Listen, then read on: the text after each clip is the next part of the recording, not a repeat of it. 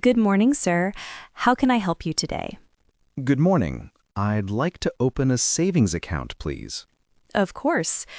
Do you already have a checking account with us? Yes, I do. I opened one last year.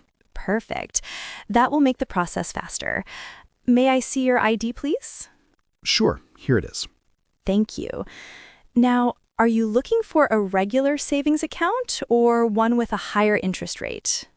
What's the difference between them? The regular one has no minimum balance, but the interest rate is lower. And the high interest one? It offers a better rate, but you need to keep at least $5,000 in the account. I think I'll start with the regular one for now. That's a good choice. Would you like to receive your statements online or by mail? Online, please. It's easier for me to keep track. Great. I'll set that up for you.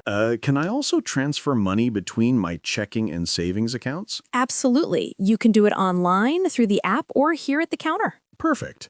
And is there any monthly fee? No, not for the regular savings account.